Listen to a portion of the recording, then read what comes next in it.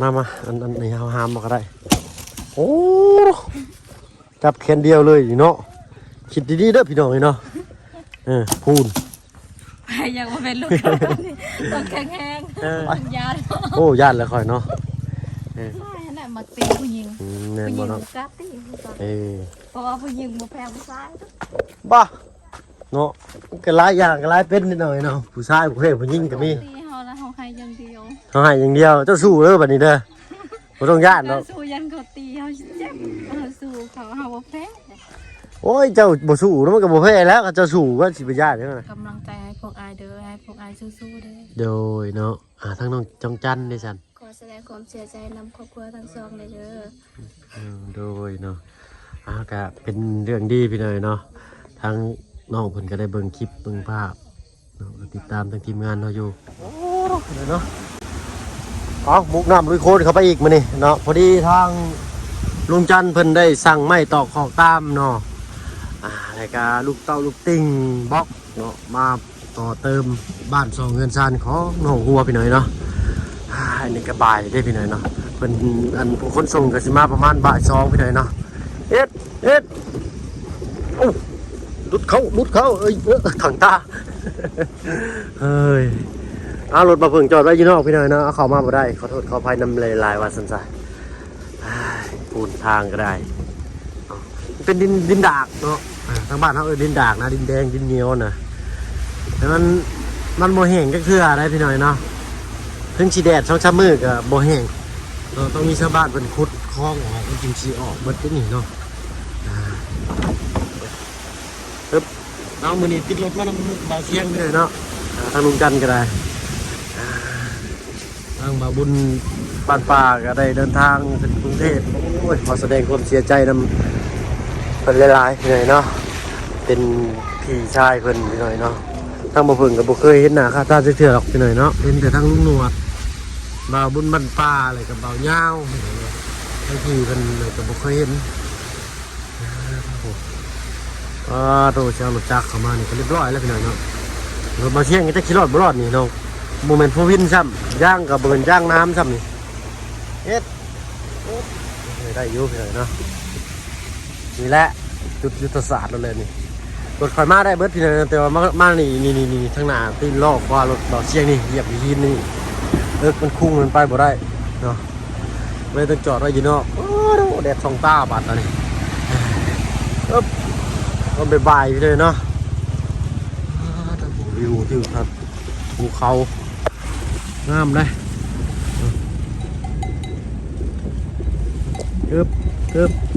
ถ้าจะลาก็ไปที่นี่เนาะทั้งนอกน่าจะอยู่เพื่อนอยู่พี่หน่อยเนาะไปพี่หน่อยเนาะพ่อกันบุแหละอยู่บ้านซองเงินซานของน้องหัวเนาะอันนี้ก็รถจักรมาได้อยู่เนาะมีเลยโรงเรียนมาหน่อยหนึ่งนะมันบ่ได้พี่หน่อยนะรถมาเพิ่งนะตรงบ่โรงเรียนนะมันที่มันมีหินเพิ่นเอาหินถิ่มลงเนาะก่อนหนึ่งคุณไปข้ามอะไรก็ลงไปยุกแล้วบาดเลยเนาะเอาหอดเรียบร้อยพี่น้อยเนาะบ้านซองเงินซานของน้องหัวห่วยคือมีดตีรีเทละบันนี่เอาไปพี่น้อยเนาะเปิ้นหาสิก่อนเข้ามาพร้อมเครื่องตัดยุงตัดหญ้า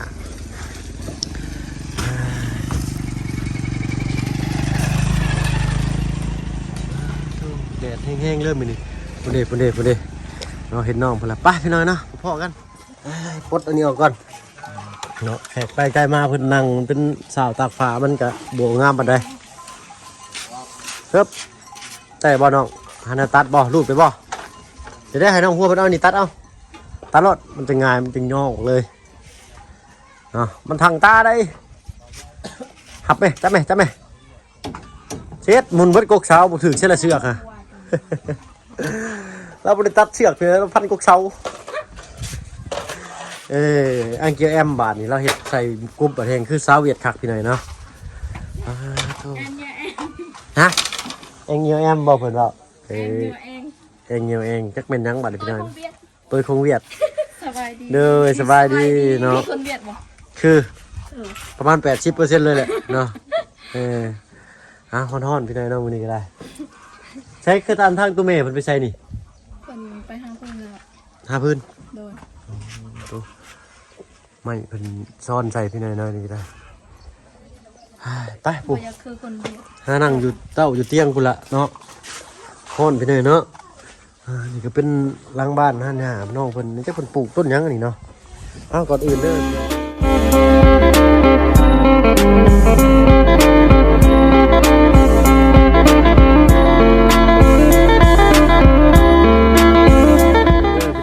ก่อนอื่นนำมาเพิ่งกราบทักทายเนาะกราบทักทายสบายดียังไงจะดีเลย FC เบิร์ดทุกท่านที่เข้ามาครับไปชมช่อง YouTube บ่เพิ่งเคยไลฟ์คือเก่าเนาะบ่ฝั่งไทยฝั่งลาวอะไรก็ทั้งฝั่งต่างประเทศก็ยินดีต้อนรับเข้าสู่ช่อง YouTube บ่เพิ่งเคยไลฟ์เช่นเคยพี่น้องเนาะมื้อนี้เนาะเขามาทั้ง3คนพี่น้องเนาะทางลุงจันทร์กับบ่าวเชียงแล้วก็ทั้งบ่เพิ่งเคยไลฟ์ทางอาจารย์ลาวเพิ่นออกไปแล้วพี่น้องเนาะดีมื้อนี้ทางลุงเพิ่นได้สั่งอุปกรณ์ข่าวของต่อเติมบ้านเนาะเป็นต้นสอกต้นเสาเป็นอย่างนี้แหละเนาะถารุ่นเบิ่งนำกันอีกพี่น้องเนาะทางสายส่งก็เป็นไข่เนาะต้องหาคนมาขับรถให้สิครับมาเองก็จะมันลมของมันพี่น้องเนาะ ว่ามันเป็นดินโคลนตอนเข้ามาน่ะได้อยู่เพราะว่ารถนักตอนออกไปน่ะรถมันเบามันยากหน่อยนึงเนาะรุ่นเบิ่งนำกันพี่น้องเนาะมีแต่ว่าเราเฮ็ดเป็นเสาเอียดที่แท้เราย่านแดดพี่น้องเนาะพากันคนไปเสด็จล่ะเนาะวัดสิหัวทั้งน้องอันน้องจันเพิ่นพี่น้อยเนาะเบิ่งได้แต่ปูสีสำลาบอยู่ฮะไว้ใช่นี่ ไว้นี่กับตันข้าง ไว้นี่ตันทางบ่ได้ไว้เจ๊น่ะบ่ซะ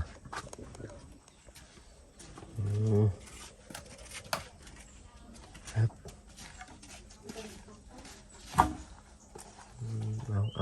เอาเป็นเชื้อเพลิงเพิ่นพี่น้อยเนาะเจ้าหน้าแรงจังหน่อยนี่ก็พื้นนี่ก็แห้งร้ายเลยก็พากันไปหาตัดพื้นแล้วบัดนี้บ่น้องแม่นบ่ไก่จะไปใช้เบิดแลนี่ฮะ ปล่อยมันไปมัน ปล่อยไปเบิดแลมันก็บ่ไปที่บัดนี้เนาะมันใหญ่เนาะมันหูความเลยเนาะมันจื้อคอกกับพี่น้อยเนาะมันชนซอยน้องพี่น้อยเนาะเอาไว้สิเลยบ่ หนูน้องสิเอาไว้เห็ดรักสิเห็ดซึมผัก อ๋อไม่ซื่อๆใหญ่นี่น้องจะเฮ็ดสวนผักเว้าเรื่องผักแล้วเจ้ามักกินผักหยังเนาะตึ้มก่อนจักบาทเลยทิ้งแห้งให้มันแตกเด้ตึ๊บไม่รู้มันยังดิบมันหมักอยู่เลยผักยังแบบว่าลักๆที่เจ้ามักกินนะเพื่อให้เห็นเมล็ดพันธุ์มันได้สิได้ยิบมาให้เนาะเล็กๆน้อยๆนะ ผักกาดผักบัวผักหอม ผักกาดบัวผักหอมเนาะลักๆเลยพี่หน่อยนะก็มีแต่ผักกาดบัวผักหอมอะไรเอาอะไรเนาะไปเห็ด เฮา บัว เฮามีปลามียังนะคะคือผักหอมผักบัว มาอยู่นั่นได้นี่ไม่ขี้เล็กบอกไม่ขี้เล็กไม่กระชิ้นพี่หน่อยนะ ไม่เล็ก มึงเด้อนู่นตากไว้แดดนึง ตากไว้แดดก่อนก่อนผมหมาดเดี๋ยวจะเก็บเป็นระเบียบเนาะเจ้ารถเก็บอยู่ก็บ่ได้พี่เลยมันเนินพอได้เนาะกิ้งลงทั้งคนทั้งรถทั้งล้อก็เอาอีกแล้วแดดเลยพี่หน่อยนะมันนี่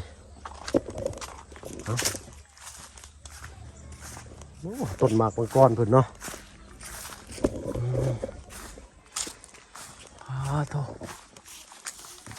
เมื่อยบ่น้องจัน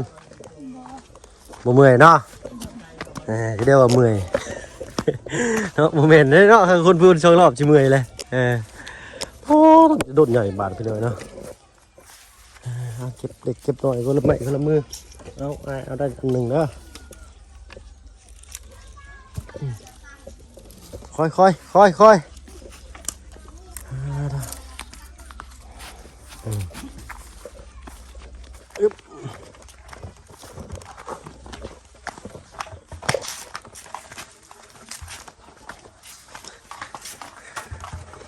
มันข้างแดดพี่น้อยนะมันนี่ฮ้อนรู้เปล่านี่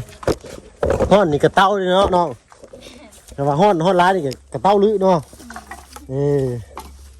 เอา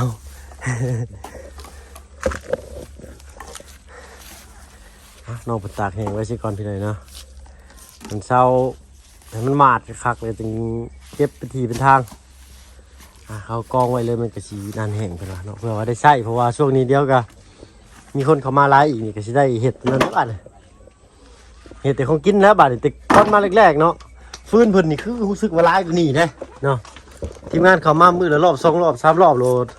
เที่ยวแต่รังไฟแล้วก็เบิดแล้วก็ได้ฟื้นแล้วก็ฟื้นเบิดแล้วมาได้บาดนี่คนฟื้นซอยเราได้บาดนี่นอนเอาหัวเอาบัดตัวใหญ่ๆโดดใหญ่ๆสิได้น้องหัวนี่ผ่าบ่คณะเป็นต้นขี้เล็กขนาดเนาะน้องหัวอันนั้นสิได้อันนั้นไปเลยเพิ่นสิขายเฮ็ดพื้นบ่ ขายอยู่โรงงานมันต้น อ๋อขายอยู่โรงงานมันต้นเป็นของไผอันนี้ของเจ้านะหรือของไผ ของพ่อเฒ่า ของพ่อเฒ่าเพิ่นเป็นไงเนาะตัดก็พ่อเฒ่าเพิ่นเอาไปขายก็มาอันนี้เฮาหามมาก็ได้โอ้จับแขนเดียวเลยเนาะคิดดีๆเด้อพี่น้องเนาะพูน ไปยังมาเป็นลูกต้องแข็งแรง โอ้ยคอยยอมแล้วคอยนี่ไว้เลยนี่เนาะบริญาตดอกจำเบกพื้นพี่น้องญาติเราหึนมาเลยก็ปั้นเรานำมานั่นบัดไปเลยคอยว่าโอ้ไว้บ่ไว้นั่นเอ้าไปโอ้ญาติเลยคอยเนาะมึงดีวันดีคืนดีจับสากตีหัวกันหัวห้อยตายแล้วคอยบัดคือกระบอนเด้น้องจันจะคนบอกยังกันด้วยอย่างเดียวเฮ้ยเนาะว่าบ่ได้ดอกลิ้นกับแขวลิ้นกับพันมันยังถือกันเนาะเฮ้ยมันอยู่นำกันหั่นนะมีแต่ผู้ชายนั่นแหละมาตีผู้หญิงผู้หญิงกัดตีเพราะว่าผู้หญิงมาแพ้ผู้ชายบ้าเนาะก็หลายอย่างก็หลายเป็นนิดหน่อยเนาะผู้ชายผู้เฮ้ยผู้หญิงก็มีน้องจันใช่โอ้ยเขาเห็นเจ้าเบรกพื้นเขาก็ย่านเลยน้องย่างน้องมากาสู่ค่ะโอ้เจ้าสู่เขาก็บ่แพ้เจ้าแหละแห่งที่น้องบุตรนะเราตั้งการว่าเราน้องบุตรเพิ่นไปใช่น้องคนอยู่เพื่อนอยู่เพื่อนน้องอยู่ตีเฮาแล้วเฮาให้อย่างเดียวเฮาให้อย่างเดียวเจ้าสู่เด้อบัดนี้เด้อบ่ต้องย่านเนาะสู้ยันเขาตีเฮาเจ็บเฮาสู้เขาเฮาบ่แพ้โอ้ยเจ้าบ่สู้แล้วมันก็บ่แพ้แล้วเจ้าสู้ก็สิไปย่านจังได๋เฮาเป็นผู้หญิงเฮาบ่แพ้มันบ่เกี่ยวอะไรมันอยู่ที่เฮาได้ล่ะฮะเนาะน้องเราย่านพี่เนาะธรรมดาของมนุษย์เฮาแหละเนาะบ้าแต่ว่าว้าตัวคือหนักเลยเนาะน้องจันไปกันเนาะมากันเนาะนักเลยโอ้วันนั้นเรายังย่อแขนเดียวกุ่นเราเห็น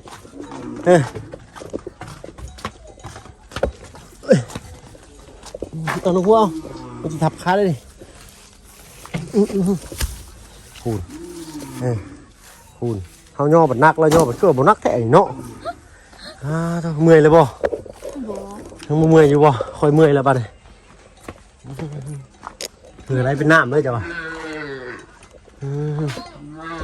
ร้อยเนาะยังเหลืออันโดนหนึ่งเฮ็ดหม้อจะไปต่อดีกว่าโอ้ถึกตัวงามไปเลยเนาะฮอนแดดลายมาน้องมาถ้วยที่เป็นวัดได้เนาะผู้โยกแค่เดียวเราเห็ดพี่นุ๊กลี่นี่ไว้จีเลยเนาะบ้านนี้แหละพี่น้องนะผู้ชายชี้ญาติล่ะทางตัวแม่เพิ่นบ่อยู่เพื่อนพี่น้องนะมื้อนี้เพิ่นไปพุ่นไปหาฟืนบ่น้องจันเอาเศร้าพบถ้วยทุกพ่อนี่พ่อก่อนนี่บ้าภาษาบ้านเจ้าเอิ้นได้เนาะอันถ้วยนี่นะพ่อนะแม่นฮะเพื่อบ่ครับเพื่อกัน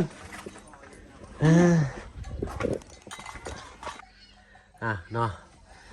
ชาวเมืองชาวอิฐก่อนกินน้ำกินในน้องเอ้ยน้ำกับน้ำเจ้าดอกไอ้เสิร์ฟเป็นดีมีนะบ่จอกนะไม่จอกนะ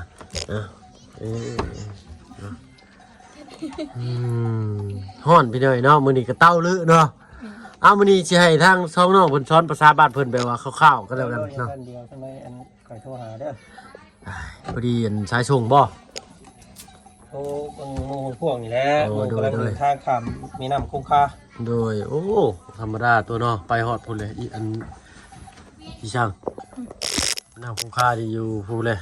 บ่ฮู้พี่น้องบ่ฮู้กันจ้ะ อินเดีย อินเดีย เอ้ย เออ โอ้ยยังไงลูกวนเนาะ เบิดแล้วปู่เบิดแล้วยังไงอยู่เอ้ยน้ำมันจะอะไรเด้อบ่เด้อต้องมีลีลาในการว่าเด้อเอาแบบว่าง่ายๆนะแบบว่าเบสิกเลยแบบว่าพื้นฐานแบบว่าเฮาไปมาหาสู่สิเด้ ก็อีกอุ้ย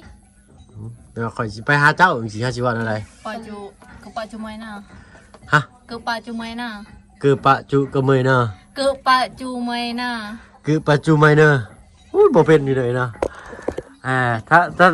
ตามอันตามหลักนี่น้องหัวเพิ่นสิ ก็ทางนั้นกล้องขากล้องหลุดระวังอันไม้หักเด้อกล้องตีลังกาลงเมื่อกี้นี้ใช้ไม้เลยบัดนี้ได้ยังกินข้าวน้องมื้อนี้ได้ยังกินข้าวมื้อนี้ เห็ดมุกน้ำไม้ มุกหน่อไม้บ่ทางตู้เมย์เพิ่นบ่อยู่พี่น้องเนาะคันว่าทางตู้เมย์เพิ่นอยู่ป้านนี้ได้ยินแต่เสียงโขกตึมแล้วป้านนี้เพิ่นไปหาฟืนบ่เนาะ โดยไปกับเอื้อย โนไปกับเอื้อยคนใดอ๋ออันน้าสาวนี่เนาะโดยเนาะไปกับทางน้าสาวเพิ่น เอื้อยเพื่อนนะสาว เอื้อยแท้ๆนี้ บ่เอื้อยแบบอายลูกของลุง ลูกของลุงกับน้าสาวเลยต้องน้าสาวนี่แหละประมาณนี้บ่พี่น้อยถ้าว่าเพิ่นก็เอิ้นบ่ถูกเอาเอื้อยก็เอื้อยฉันพี่น้อยเนาะเฮาบ่เก่งคัดคนบ่เป็นซ้ำเนาะไปได้ห้องน้ำห้องในยังอันน้ำยังมีอยู่บ่ นี่ มีเนาะ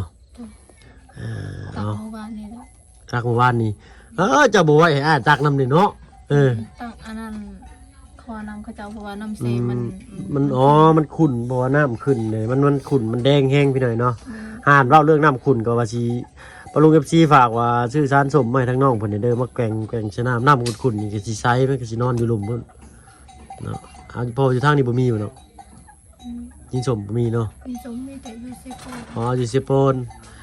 จักขี้หน่อยสิไลฟ์สำหรับพี่หน่อยเนาะเอาอันคอมเมนต์มาแน่พี่หน่อยเนาะเพื่อว่าเพิ่งแลนลงสิโปนสิได้ซื้อมาให้น้องเพิ่นเอาพี่หน่อยเนาะคอมเมนต์มาป้าไว้เนาะว่าซานสมทั้งกระทั่งฟ้าหนึ่งเนี่ยต้องใส่หน่อยใส่ลายสำหรับเนาะทางว่าเพิ่งบ่เคยใส่พี่หน่อยเนาะเมื่อก่อนมีแต่ทั้งแม่เนาะใส่เพราะว่าน้ำประปาเมื่อก่อนมันเป็นน้ำประปาอยู่บ้านเนี่ยมันน้ำประปาเข้าใหม่แล้วมันจะขุ่นเพิ่นละชื่ออันหินสมมาใส่เนาะแต่ทั้งเพิ่นก็มีแต่ใส่อย่างเดียวบ่ได้ฮู้นำแม่ดอกเพิ่นเนาะซุมื้อนี้ก็มีคลอรีนบ่ได้ใช้แล้วอันหินสมนี่ใส่คลอรีนแทนบัดนี้เนาะเปิดน้ำใส่โอ่งแล้วก็เอาคลอรีนใส่บัดนี้ในทางบ้านมันโคกเนาะบ้านเมลอินเตอร์นี่ยังใช้น้ำบาดาลอยู่อันตรายปะลูก FC เพิ่นคอมเมนต์มาเนาะน้ำบาดาลนี่มันสิเป็นอันคราบหินปูนลายเนาะมาเพิ่งสังเกตเบิ่งพี่น้องตามโอ่งน้ำนี่เป็นอันคราบหินปูนขาวขึ้นคือก้อนนิ้วนี่แหละเพิ่นว่าเนาะนี่ก็เป็นข้อมูลอีกข้อมูลนึงเนาะสำคัญได้พี่น้อยเนาะการอ่านคอมเมนต์เนาะการอ่านคอมเมนต์นี่คือเก็บเกี่ยวข้อมูลเนาะแต่ละมุมมองในความคิดแต่ละความคิดหลายอันกับหลายความคิดพี่น้อยนะเอามารวมกันอะไรที่ว่ามันถือมันจ้องมันควรกันมาเก็บไว้แล้วก็มาบอกสอนน้องๆเพิ่นเติมอีกพี่น้อยเนาะแม่นบ่น้อง ดู ได้กินข้าวกับมกหน่อไม้ภาษาบ้านจะเอิ้นอะไร ปาดอะบาก ปาดอะบังไม่ไอ้เบาถือบ่ฮะ ปาดอะบางปาด อะบังปาดอะบังปาดเด้อพี่น้องเด้อเนาะโดนยันมาดูว่าไอ้เบาบ่ถือจังเลยฮะถือเลยเนาะได้บ่ได้คิดสิไปกรุงเทพไปเวียงอีกบ่บัดนี้ แต่ถึงอยู่แต่ว่ายังบ่พอ ยังบ่พร้อมเนาะอยู่เป็นหมู่เอ้ยหมู่แม่ก่อนเนาะเป็นได้ไปเห็นหน้าพ่อกับพากันดีใจอยู่บ่ ดีใจโคตรดีใจแต่เพราะว่าโดนแล้วไม่ได้เห็นหน้า เด้อเนาะสุภูสุคนแล้วพี่น้องเนาะบ่เห็นกันโดนก็ดีใจแต่ข่อยคือกันเนาะบ่เห็นหน้าลูกข่อยก็ยังกี่ทอดได้เห็นก็ดีใจดอกเนาะแต่พออยู่นำกันอีหลีเนาะคือว่าจักได้ได้พี่น้องเนาะอยู่นำกันนึงมันเป็นมื้อนี่แล้วเป็นมื้อ2มื้อมันคือแบบแปลว่ามันแบบมันโมเมนต์นะแบบว่ามันก็คือเขาอยากไปทางอื่นแน่เนาะลูกพัดให้จริงๆนะเนาะ บัดพอห่างกันกินฮอดคือเก่าเนาะเมื่ออยู่น้ำเพิ่นนี่บ่เกินแป๊บเดียวดอกเนาะแพงเป็นแป๊บนึงเลยก็อยากไปทางอื่นแล้วบัดนี้เนาะคำว่าเพิ่นก็บ่อยากไปยังเป็นยังชีวิตนี่ซึ่งจะสิได้เปลี่ยนชื่อใหม่ไปเลยเนาะเปลี่ยนชื่อเพิ่นมันไปดีโพดเนาะอาทิตย์หนึงนี่ได้นี่อาทิตย์กว่าเลยมึงบ่ได้เมื่อบ้านอยู่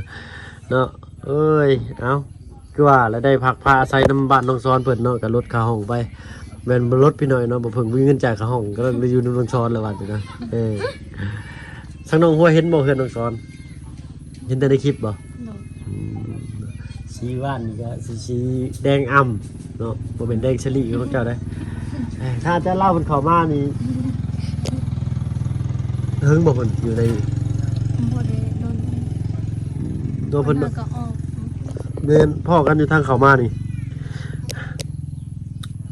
ได้เนาะมื้อนี้ทางลุงจันทร์เพิ่นก็เลยเข้ามานี่ได้สั่งให้ทรายสั่งเสาสั่งไม้เข้ามารอท่าเพิ่นก่อนพี่น้อยเนาะเอากระสิมาอัปเดตเบิ่งว่ามีหยังแหน่พี่น้อยเนาะถ้ารุ่นเบิ่งติดตามเบิ่งนำกันเนาะทางช่องลุงจันทร์และทางบ่อเสียงและทางช่องบ่เพิ่นเคยล่าเนาะสำหรับคลิปนี้ถ้าบ่เพิ่งกับน้องจันทร์และก็น้องหัวก็สิขอตัวลาลงแล้วพี่น้อยเนาะให้น้องเพิ่นพักเพิ่นเช้าก่อนเมื่อกี้นี้คนฟืนเนาะน้องเป็นคนร้ายให้บ่มีเหือเฮาผู้แบกทีละอันนั่นเหือเต็มจนเสือจนเปียกพี่น้อยเนาะเนาะบ่เพิ่งเหือลายพี่น้อยเนาะน้ำก็กินลายน้ำก็ได้เหือออกทุกนู่นของลูกของคนเลยพี่น้อยเนาะออกเบิดออกเบิดอลีรอเลยเนาะระบบเผาผลาญดีเกินไปแหละพี่น้อยเนาะเอาเนาะทางบ่บุญบ้านป่าหูจักหูหรือบ่ข้างนอกมันก็ได้เบิ่งในคลิปอยู่พี่น้อยเป็นเรื่อง เบิ่งคลิปเมื่อกี้นี่ เรื่องสลดใจเนี่ยน้อยหนึงเนาะกาสีเศร้าๆเนี่ยทางพอหักบ่บุญก็เสียอยู่บ้านก็ได้ไม่ต้องเดินทางเมื่อทีมลุงไว้ที่นี่ก่อนบ่เป็นเอาทีมเนาะพี่น้อยเนาะปะทางลุงไว้นี้เนาะก็ไปนำทีมงานคือเก่าขึ้นเนื้อลองไต่ก็ไปนำกันคือเก่าเลยพี่น้องเอ้ยเนาะก็มีแต่สู้ๆทางบ้านทางเมืองก็ได้มีเด็กเป็นกำลังใจให้ทางบ่าวบุญบ้านป่ากับบ่าวบุญสารวัตรเนาะมีหยังอยากฝากบอกเพิ่นบ่เนาะ น้องขอแสดงความเสียใจนำเด้อแล้วก็เป็นกำลังใจให้พวกอายเด้อให้พวกอายสู้ๆเด้อ โดยเนาะ ขอแสดงความเสียใจนำครอบครัวทั้งสองเลยเด้อ โดยเนาะก็เป็นเรื่องดีพี่น้อยเนาะทางน้องเพิ่นก็ได้เบิ่งคลิปเบิ่งภาพเนาะติดตามทางทีมงานเนาะอยู่เนาะก็เป็นเรื่องเศร้าสลดแน่พี่น้อยเนาะทางบ่าวบุญสารวัตรกับทางบ่าวบุญบ้านป่าอีกบ่ช้าบ่ดนเนาะทางบ่าวบุญบ้านป่าก็สิขึ้นมาดำเนินการเรื่องเรือนชานบ้านสองของเจ้าต่ออีกเด้อเนาะมื้อนี้ก็ทางลุงเพิ่นดำเนินการถ่าเนาะทางอ้ายเบิดเลยเนาะงบสมทบทางบ้านเจ้าเนาะมีแต่ห้องน้ำกับรถเข็นนั่นแหละเนาะอันนี้ก็สำคัญอยู่พี่น้อยเนาะก็สะดวกสบายอยู่บ่น้องได้รถเข็นอะไรก็ได้เนาะแต่ว่าทั้งใหญ่ๆไปหน่อยหนึงก็ค่อยๆตักขึ้นมาใส่เอาก็ได้เนาะน้องเนาะตักครั้งน้อยขึ้นมาใส่ทั้งใหญ่เอาก็ได้แต่สุดแล้วแต่น้องมันสะดวกนะพี่น้อยเนาะน้องมันเคยเห็นอะไรกันแนวนั้นเนาะแต่น้องเพิ่นนี้มักไปว่าลำบากแน่เนาะทั้งฟ้านั่นจักลิตร30 ลิตรตัวนะฮะบ่เป็น20 ลิตรเด้อพี่น้อยเนาะตะแบกขึ้นตะพังหวยแล้วบ่วางเลยข่อยว่าง2เทื่อเนาะต้องจันได้ซะได้ไปแบกกันบ่นะครับ ไปแบกอยู่ วันนี้จะต้องเอาเสือกผูกหูกระตุกเนาะเพราะว่าจะมี2 คนแล้วเลยก็เอาไม้สอดที่ทางกลางเลยก็ห้ามขึ้นมาเทื่อละทางก็ได้เนาะและมันบ่นักมันบ่เจ็บบ่เมื่อยนักตอนนี้บัดเฮาเฒ่าเฮาโอ้เพิ่นน้อยเนาะมันก็สิลำบากภายภาคหน้าว่าซั่นซะเนาะตอนนี้เฮายังน้อยยังหนุ่มยังแน่นยังมีเหือมีแห้งอยู่เนาะ10 ปีอาบน้ำบ่หนาว20 ปีลิ้นเช้าบ่เบื่อเพิ่นว่าเนาะจักเพิ่นเว้าได้แหละบ่เพิ่นก็ได้แต่ซ้ำนี้พี่น้อยเนาะมื้อนี้ก็สิขอตัวลาลงก่อนพี่น้อยเนาะพบกันคลิปหน้าเด้อพี่น้องเด้อเนาะรอคอยท่าทางสายส่งเพิ่นพี่น้อยเนาะสั่งพัสดุก่อสร้างมาเนาะสิมีหยังแน่ก็ไปติดตามเบิ่งนำกันพี่น้อยเนาะขอบคุณที่เข้ามาหามาชมเนาะกดไลค์กดแชร์เนาะเพื่อเป็นกำลังใจให้เฮาเนาะทีมงานเบิดทุกคนเลยพี่น้อยเนาะลาแล้วน้องละทั้งสองสบายดีเจ้าเนาะตึมมาน้องมาปรับคลิปเลยบาดนี้เนาะทางนั้นก็นั่งกุ้มขมับอยู่เนาะมาเร็วเลยได้ตู้ไปพี่น้อยเนาะพอกันคลิปหน้าเด้อเนาะมื้อนี้กระเต้าเนาะกระเต้าลึเนาะ เต้าลึเนาะเอาสบายดีพี่น้อยเนาะอยู่ดีมีแรงเบัดสุขทุกคนสบายดีจ้ะ